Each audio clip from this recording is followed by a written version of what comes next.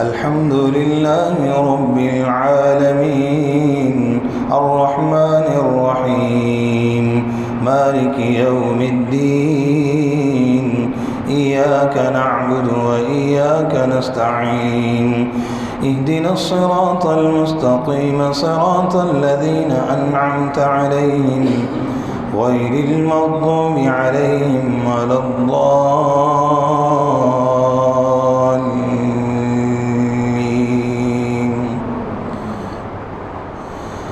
ياسين والقرآن الحكيم إنك لمن المرسلين على صراط مستقيم تنزيل العزيز الرحيم لتنذر قوما ما أنذر آباؤهم فهم غافلون لقد حق القول على أكثرهم فهم لا يؤمنون إنا جعلنا في أعناقهم أغلالا فهي إلى الأذقان فهم مقمحون وجعلنا من بين أيديهم سدا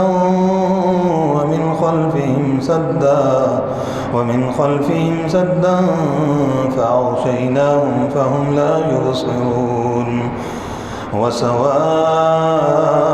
عليهم أأنذرتهم أم لم تنذرهم لا يؤمنون إنما تنذر من اتبع الذكر وخشي الرحمن بالغيب فبشره بمغفرة وأجر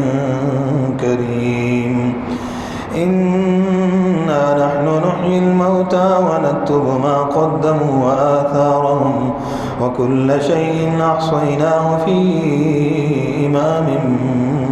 مبين واضرب لهم مثلا أصحاب القرية إذ جاءها المرسلون إذ أرسلنا إليهم اثنين فكذبوهما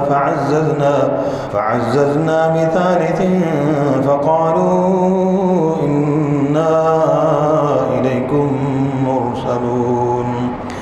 قالوا ما أنتم إلا بشر مثلنا وما أنزل الرحمن من شيء إن أنتم إلا تكذبون قالوا ربنا يعلم إنا إليكم لمرسلون وما علينا إلا البلاغ المبين قالوا إنا تطيرنا بكم لئن لم تنتهوا لنرجمنكم وليمسنكم منا عذاب أليم قالوا طائركم معكم أئن ذكرتم بل أنتم قوم مسرفون وجاء من أقصى المدينة رجل يسعى قال يا قوم اتبعوا المرسلين اتبعوا من لا يسألكم أجرا وهم مهتدون وما لي لا أعبد الذي فطرني وإليه ترجعون أأتخذ من دونه آلهة إن يردني الرحمن بضر لا تغني عني شفاعتهم شيئا ولا ينقذون إني إذا لفي ضلال مبين إني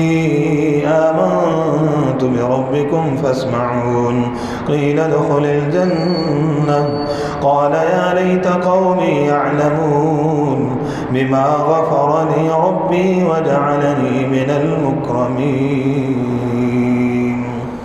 وما أنزلنا على قومه من بعده من جند من السماء وما كنا منزلين إن كانت إلا صيحة واحدة فإذا هم خامدون يا حسرة على العباد ما يأتيهم من رسول إلا كانوا به يستهزئون ألم يروا كم أهلكنا من قبلهم من القرون أنهم إليهم لا يرجعون وإن كل لما جميعا لدينا محضرون وآية لهم الأرض الميتة أحييناها وأخرجنا منها حبا فمنه يأكلون وجعلنا فيها جنات من نخيل وأعناب وفجرنا فيها من العيون ليأكلوا من ثمره وما عملته أيديهم أفلا يشكرون سبحان الذي خلق الأزواج كلها مما تنبت الأرض ومن أنفسهم ومما لا يعلمون وآية لهم الليل نسلخ منه النهار فإذا هم مظلمون والشمس تجري لمستقر لها ذلك تقدير العزيز العليم والقمر قدرناه منازل حتى عاد كالعرجون القديم لا الشمس ينبغي لها أن تدرك القمر ولا الليل سابق النهار وكل في فلك يسبحون وآية لهم أنا حملنا ذريتهم في الفلك المشحون وخلقنا لهم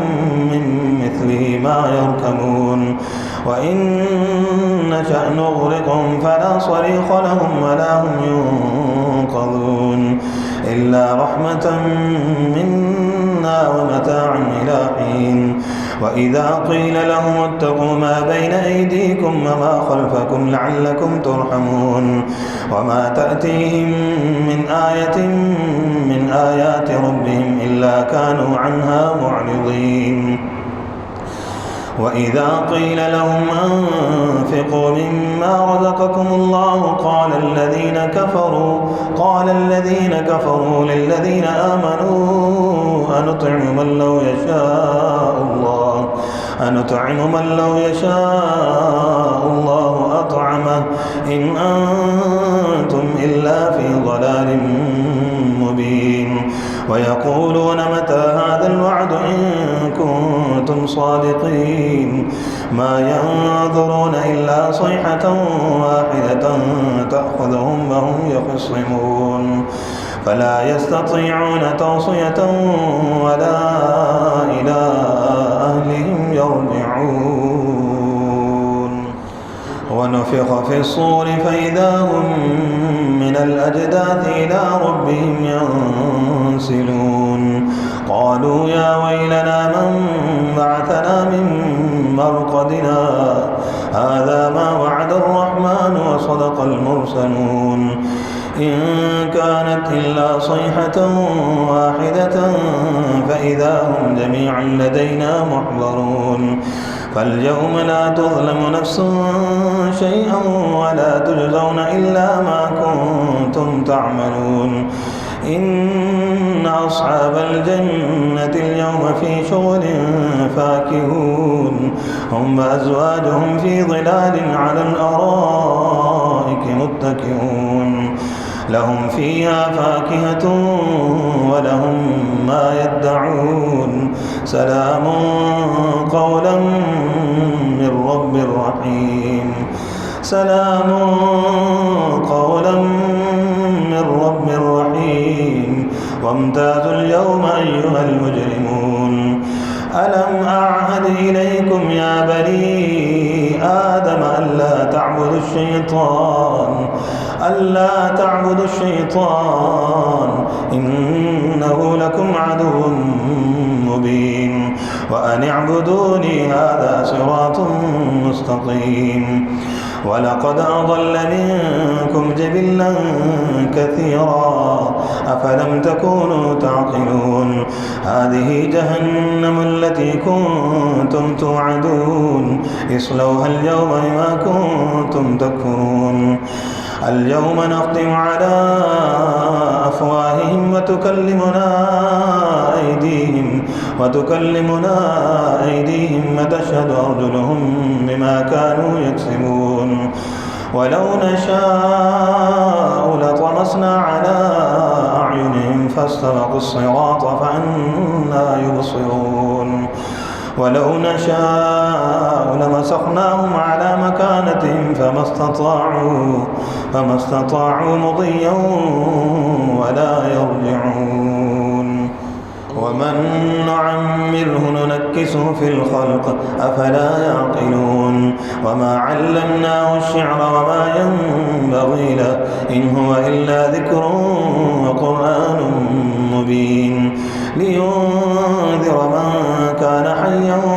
ويحق القول على الكافرين أولم يروا أنا خلقنا لهم مما عملت أيدينا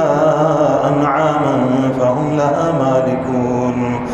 وذللناها لهم فمنها ركوبهم ومنها يأكلون ولهم فيها منافع مشارب أفلا يشكرون واتخذوا من دون الله آلهة لعلهم ينصرون لا يستطيعون نصرهم وهم لهم جند محضرون فلا يحزنك قولهم إنا نعلم ما يسرون وما يعلنون أولم ير الإنسان أنا خلقناه من نطفة فإذا هو خصيم مبين وضرب لنا مثلا ونسي خلقه قال من يحيي العظام وهي رميم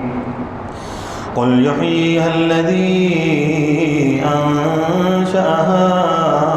أول مرة وهو بكل خلق عليم الذي جعل لكم من الشجر الأخضر نارا فإذا أنتم منه توقدون أوليس الذي خلق السماوات والأرض بقادر على أن يخلق مثلهم بلى وهو الخلاق العليم إنما أمره إذا أراد شيئا أن يقول له كن فيكون فسبحان الذي بيده ملكوت كل شيء وإليه ترجعون والصافات صفا فالزاجرات زجرا فالتاليات ذكرا إن إلهكم لواحد رب السماوات والأرض وما بينهما ورب المشارق إنا زينا السماء الدنيا بزينة الكواكب وحفظا من كل شيطان مارد لا يسمعون إلى الملأ الأعلى ويقذفون من كل جانب دحورا ولهم عذاب واصب إلا من خطف الخطفة فأتبعه شهاب ثاقب فاستفتهم أهم أشد خلقا أم من خلقنا إنا خلقناهم من طين لازب بل عجبت ويسخرون وإذا ذكروا لا يذكرون وإذا رأوا آية يستسخرون وقالوا إن هذا إلا سحر مبين أإذا متنا وكنا ترابا وعظاما أئنا لمبعوثون أو آباؤنا الأولون قل نعم أنتم داخرون فإنما هي زجرة واحدة فإذا هم ينظرون وقالوا يا ويلنا هذا يوم الدين هذا يوم الفصل الذي كنتم به تكذبون احشروا الذين ظلموا وأزواجهم وما كانوا يعبدون من دون الله فاهدوهم إلى صراط الجحيم وقفوهم إنهم مسؤولون ما لكم لا تناصرون بل هم اليوم مستسلمون وأقبل بعضهم على بعض يتساءلون قالوا إنكم كنتم تأتوننا عن اليمين قالوا بل لم تكونوا مؤمنين وما كان لنا عليكم من سلطان بل كنتم قوما طاغين فحق علينا قول ربنا إنا لذائقون فأغويناكم إنا كنا غاوين فإنهم يومئذ في العذاب مشتركون إنا كذلك نفعل بالمجرمين إنهم كانوا إذا قيل لهم لا إله إلا الله يستكبرون ويقولون أئنا لتاركو آلهتنا لشاعر مجنون بل جاء بالحق وصدق المرسلين إنكم لذائق العذاب الأليم وما تجزون إلا ما كنتم تعملون إلا عباد الله المخلصين أولئك لهم رزق معلوم فواكه وهم مكرمون في جنات النعيم على سرر متقابلين يطاف عليهم بكأس من معين بيضاء لذة للشاربين لا فيها غول ولا هم عنها ينزفون وعندهم قاصرات الطرف عين كأنهن بيض مكنون فأقبل بعضهم على بعض يتساءلون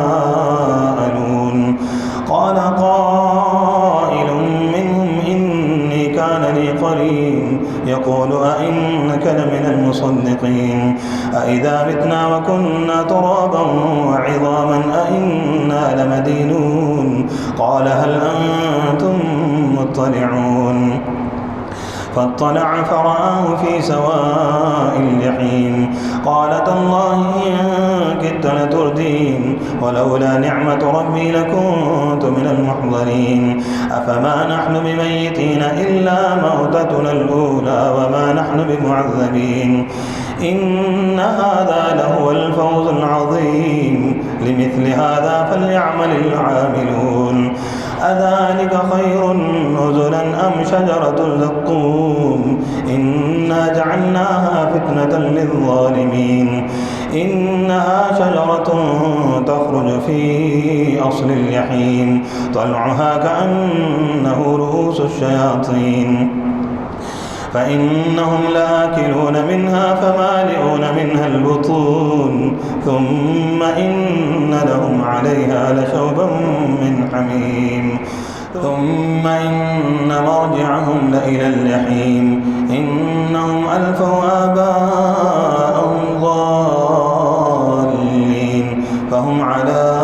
آثارهم يهرعون ولقد ضل قبلهم أكثر الأولين ولقد أرسلنا فيهم منذرين فانظر كيف كان عاقبة المنذرين إلا عباد الله المخلصين ولقد نادانا نوح فلنعم المجيبون ونجيناه وأهله من الكرب العظيم وجعلنا ذريته هم الباقين وتركنا عليه في الآخرين سلام على نوح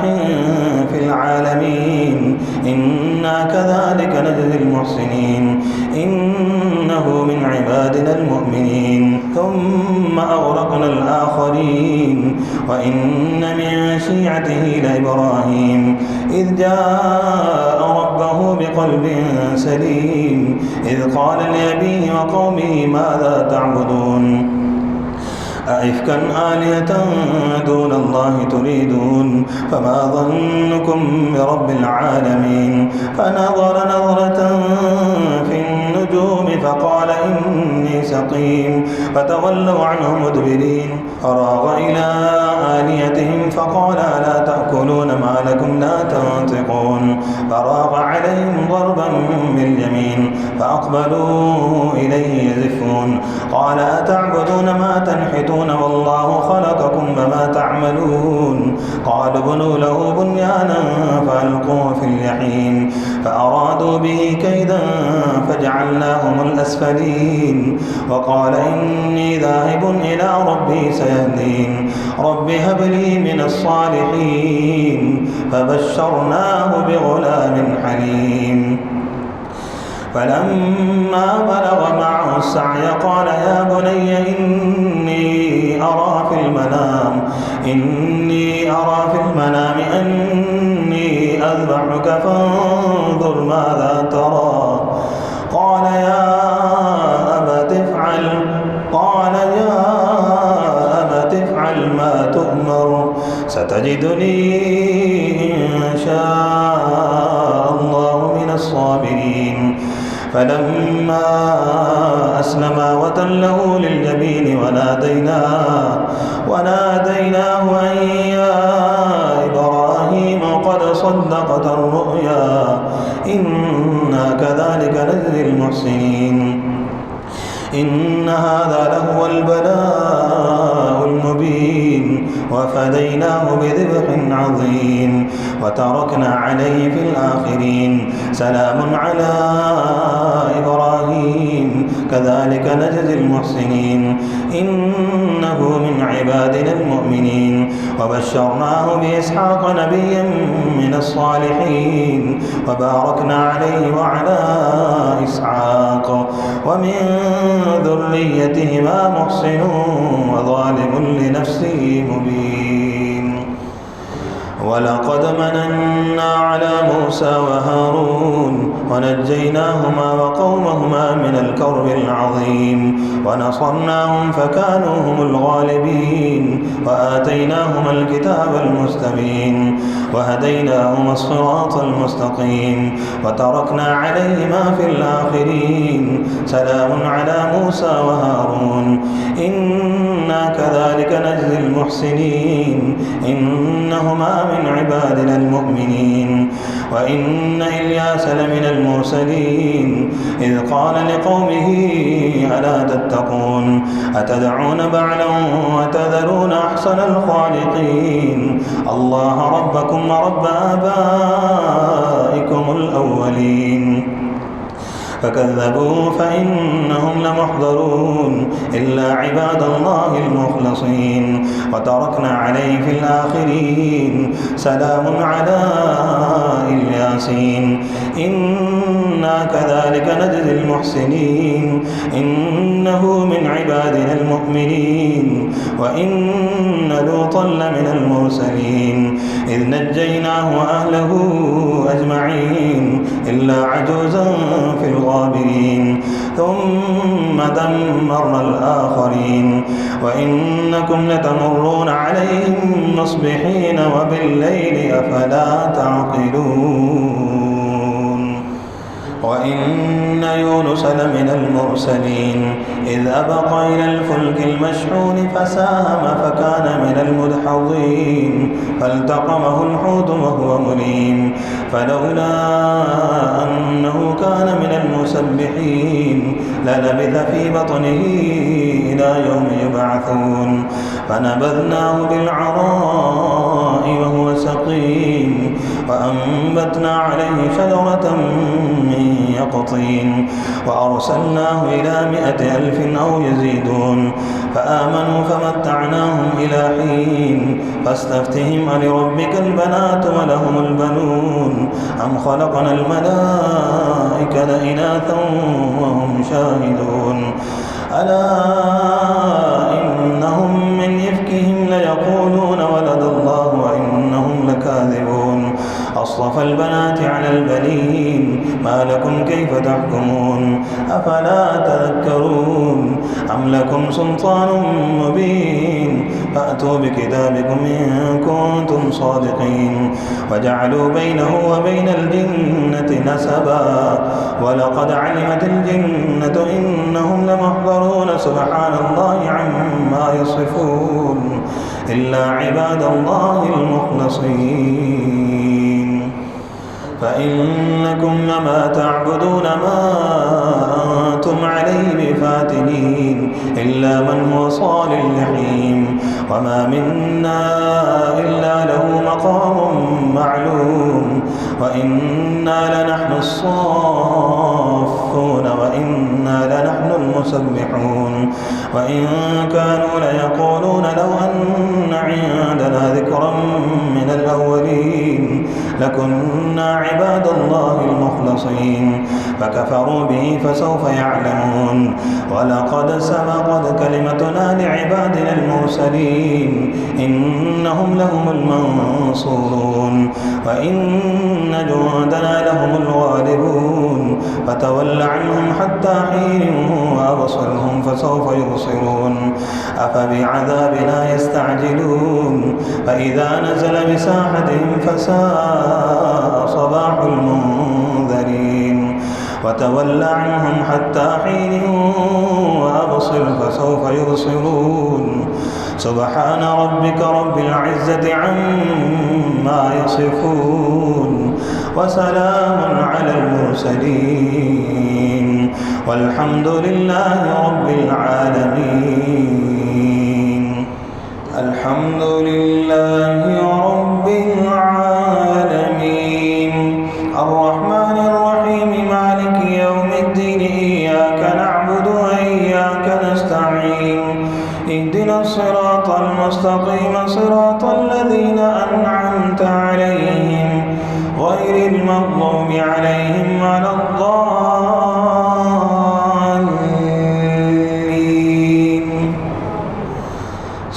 صاد والقرآن ذي الذكر بل الذين كفروا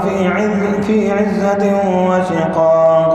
كم أهلكنا من قبلهم من قرن فنادوا ولا تحين مناص وعجبوا أن جاءهم منذر منهم وقال الكافرون هذا ساحر كذاب أجعل الآلهة إلها واحدا إن هذا لشيء عجاب وانطلق الملأ منهم أن امشوا واصبروا على آلهتكم إن هذا لشيء يراد ما سمعنا بهذا في الملة الآخرة إن هذا إلا اختلاق أأنزل عليه الذكر من بيننا بل هم في شك من ذكري بل لما يذوقوا عذابا أم عندهم خزائن رحمة ربك العزيز الوهاب أم لهم ملك السماوات والأرض وما بينهما فليرتقوا في الأسباب جند ما هنالك مهزوم من الأحزاب كذبت قبلهم قوم نوح وعاد وفرعون ذو الأوتاد وثمود وقوم لوط وأصحاب الأيكة أولئك الأحزاب إن كل إلا كذب الرسل فحق عقاب وما ينظر هؤلاء إلا صيحة واحدة ما لها من فواق وقالوا ربنا عجل لنا قطنا قبل يوم الحساب يصبر على ما يقولون واذكر عبدنا داود ذا الأيد إنه أواب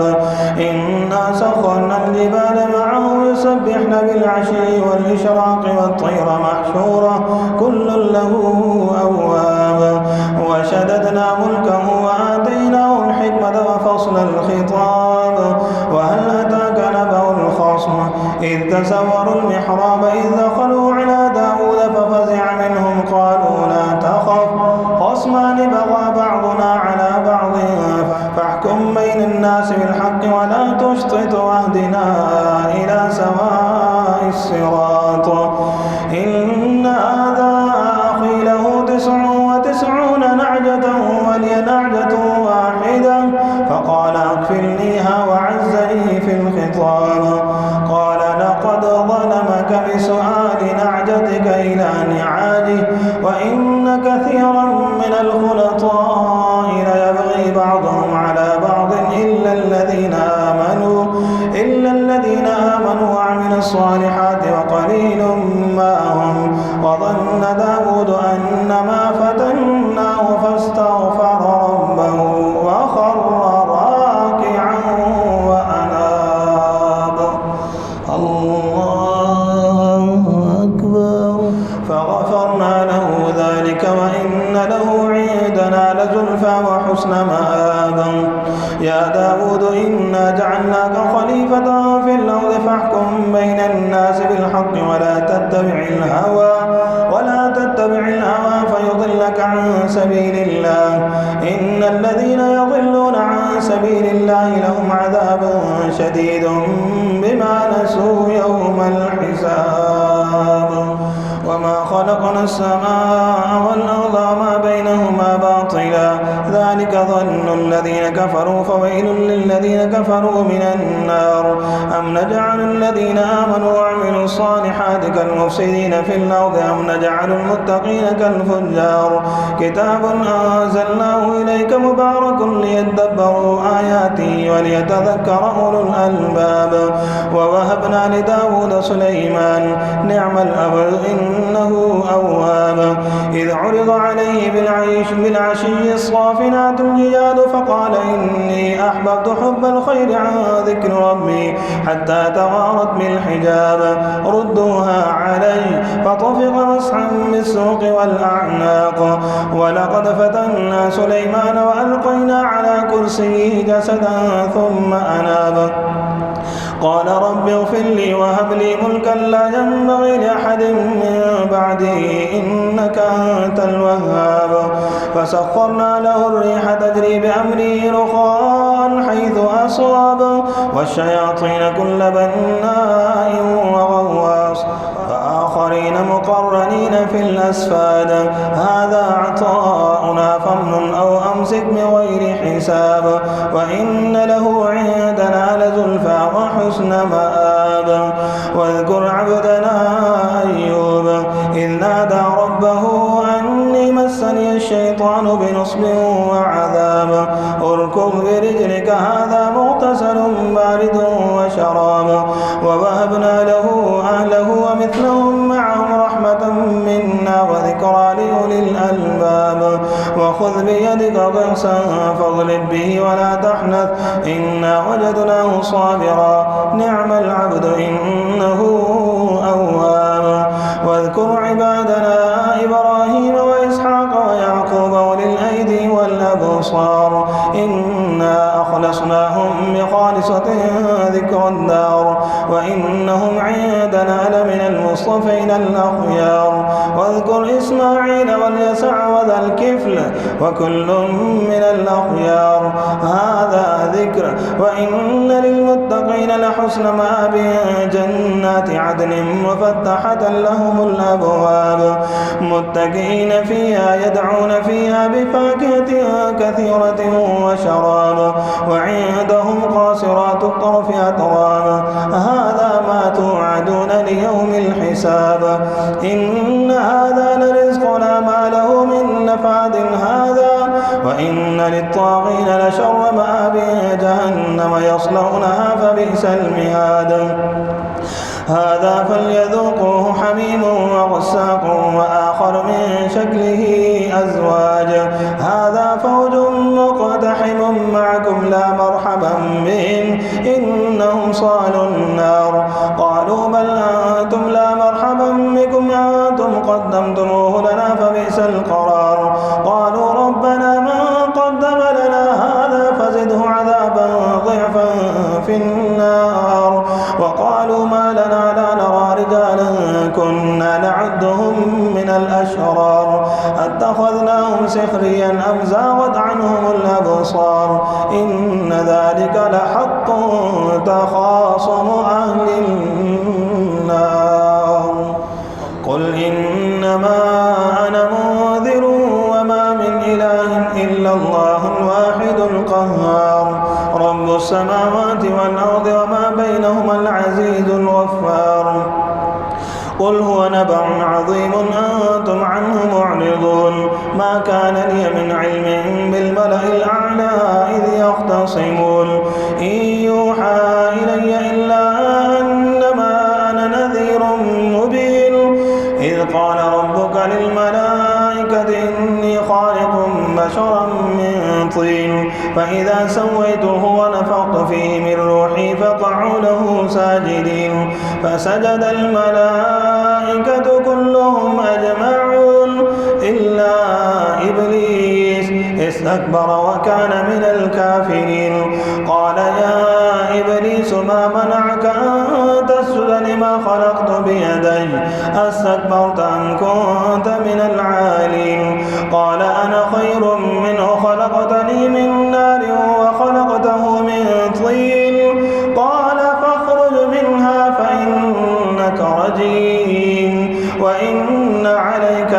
شفاعتي إلى يوم الدين. قال رب فانظرني إلى يوم يبعثون. قال فإنك من المنظرين إلى يوم الوقت المعلوم. قال فبعزتك لأغوينهم أجمعين إلا عبادك منهم المخلصين. قال فالحق والحق أقول لأملأن جهنم منك وممن تبعك منهم أجمعين. قل ما أسألكم عليه من أجر وما أنا من المتكلفين إن هو إلا ذكر للعالمين ولتعلمن نبأه بعد حين. تنزيل الكتاب من الله العزيز الحكيم. إنا أنزلنا إليك الكتاب بالحق فاعبد الله مخلصا له الدين ألا لله الدين الخالص والذين اتخذوا من دونه أولياء ما نعبدهم إلا ليقربونا إلى الله زلفى إن الله يحكم بينهم فيما هم فيه يختلفون إن الله لا يهدي من هو كاذب كفار. لو أراد الله أن يتخذ ولدا لاصطفى مما يخلق ما يشاء سبحانه هو الله الواحد القهار. خلق السماوات والأرض بالحق يكور الليل على النهار ويكور النهار على الليل وسخر الشمس والقمر كل يجري لأجل مسمى ألا هو العزيز الغفار. خلقكم من نفس واحدة ثم جعل منها زوجها وأنزل لكم من الأنعام 8 أزواج يخلقكم في بطون أمهاتكم خلقا من بعد خلق في ظلمات 3 ذلكم الله ربكم له الملك لا إله إلا هو فأنى تصرفون. إن تكفروا فإن الله غني عنكم ولا يرضى لعباده الكفر وإن تشكروا يرضى لكم ولا تزر وازرة وزر أخرى ثم إلى ربكم مرجعكم فينبئكم بما كنتم تعملون إنه عليم بذات الصدور. وإذا مس الإنسان ضر دعا ربه منيبا إليه ثم إذا خوله نعمة منه نسي ما كان يدعو إليه من قبل وجعل لله أندادا ليضل عن سبيله قل تمتع بكفرك قليلا إنك من أصحاب النار. أمن هو قانت آناء الليل ساجدا وقائما يحذر الآخرة ويرجو رحمة ربه قل هل يستوي الذين يعلمون والذين لا يعلمون إنما يتذكر أولو الألباب. قل يا عبادي الذين آمنوا اتقوا ربكم للذين أحسنوا في هذه الدنيا حسنة وأرض الله واسعة إنما يوفى الصابرون أجرهم بغير حساب. قل إني أمرت أن أعبد الله مخلصا له الدين وأمرت لأن أكون أول المسلمين. قل إني أخاف إن عصيت ربي عذاب يوم عظيم. قل الله أعبد مخلصا له ديني فاعبدوا ما شئتم من دونه. قل إن الخاسرين الذين خسروا أنفسهم وأهليهم يوم القيامة ألا ذلك هو الخسران المبين. لهم من فوقهم ظلل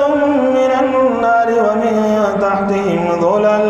ذلك يخوف الله به عباده يا عبادي فاتقون.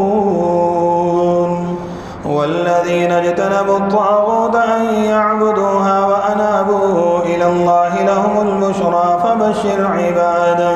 الذين يستمعون القول فيتبعون أحسنه أولئك الذين هداهم الله وأولئك هم أولو الألباب. أفمن حق حق عليه كلمة العذاب أفأنت تنقذ من في النار. لكن الذين اتقوا ربهم لهم غرف من فوقها غرف مبنية تجري من تحتها الأنهار وعد الله لا يخلف الله الميعاد.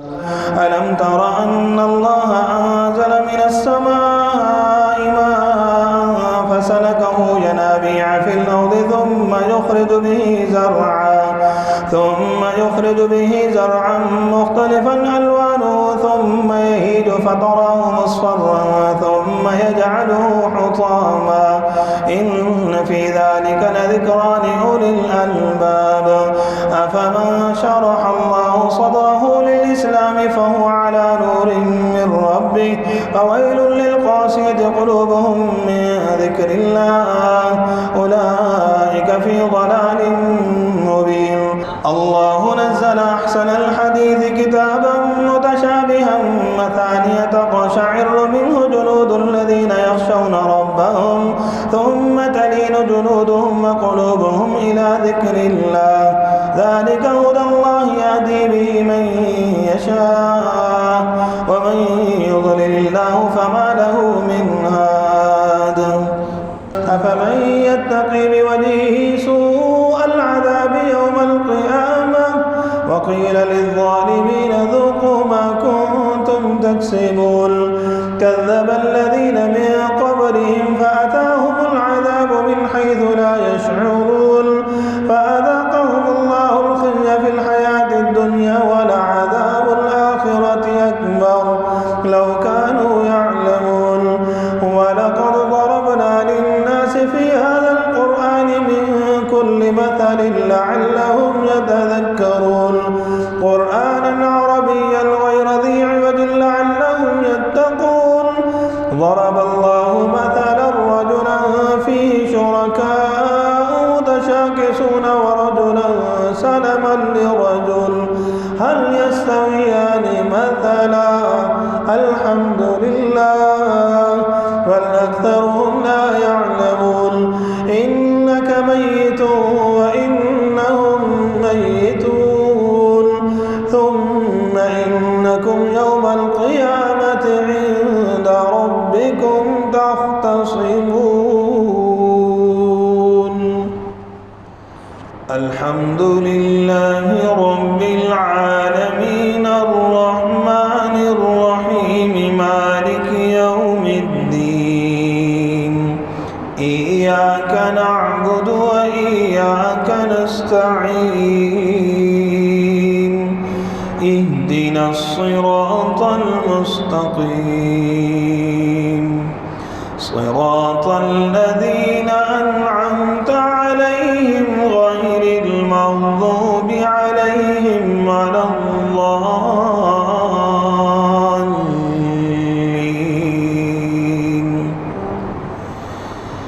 إذا جاء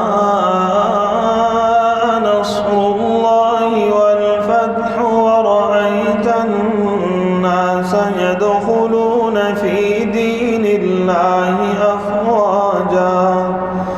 فسبح بحمد ربك واستغفره إنه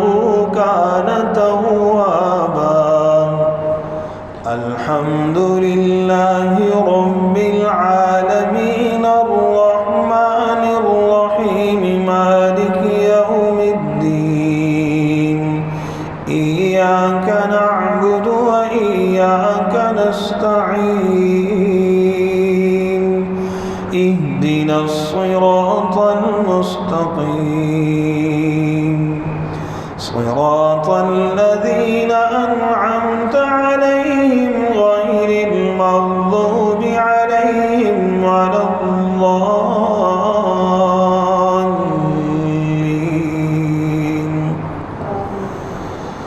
تبت يدا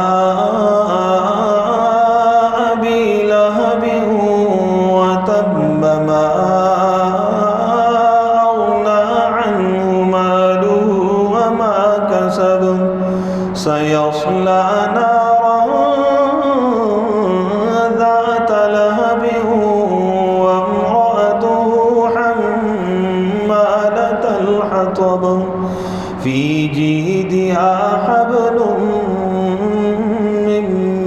مسد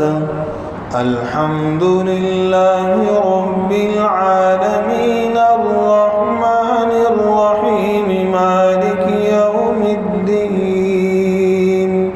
إياك نعبد وإياك نستعين اهدنا الصراط المستقيم صراط الذين أنعمت عليهم غير المغضوب عليهم ولا الضالين